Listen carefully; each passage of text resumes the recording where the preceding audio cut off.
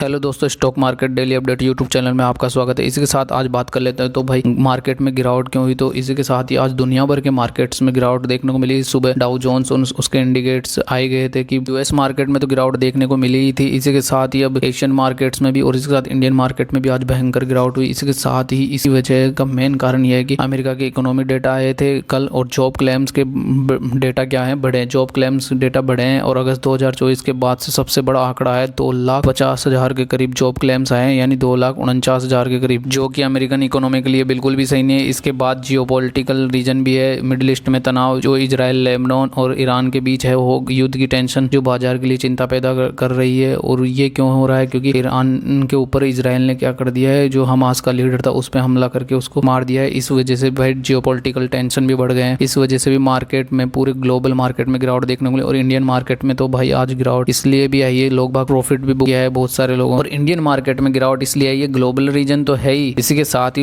यहाँ पे profit booking भी हुई है इंडियन मार्केट में, क्योंकि लगातार 6 दिन से, जब से बजट आया था तब से लगातार मार्केट में तेजी हो रही थी। तो भाई प्रॉफिट बुकिंग तो होनी ही थी। इसी के साथ ही निफ्टी की बात कर लेते हैं। निफ्टी में कितने 1% की गिरावट के साथ 293 पॉइंट गिरा। और इसके साथ सेंसेक्स की बात कर लेते हैं तो 885 पॉइंट्स की गिरावट हुई और % की गिरावट के साथ बंद हुआ। इसके साथ ही निफ्टी बैंक में भी गिरावट रही, जो कि 200 पॉइंट्स की गिरावट के साथ गिरावट रही निफ्टी बैंक में। और आईटी इंडेक्स में तो भाई 980 पॉइंट्स की गिरावट रही और 2.5% से ऊपर की गिरावट रही है आईटी इंडेक्स में तो भाई निफ्टी में। और बीएसई स्मॉल कैप की बात करें तो 0.5% की गिरावट रही और 316 पॉइंट्स की गिरावट रही भाई स्मॉल कैप इंडेक्स में। तो और बीएसई मिड कैप इंडेक्स की बात करें तो 1% की गिरावट रही और 572 पॉइंट्स की गिरावट के साथ बंद हुआ। 2-3 दिन से इंडियन मार्केट में वैसे भी गिरावट ही हो रही थी और लगभग सारी कंपनियों में गिरावट ही है, जैसे अडानी एंटरप्राइज में, अडानी पोर्ट में, भाई अडानी के तो शेयर में, और इसके साथ एक्सिस बैंक में, बजाज ऑटो में भी, फाइनेंस और ऑटो सेक्टर में भी गिरावट हुई है, ऐसी बात नहीं है। और आईटी में तो ये बजाज फाइनेंस,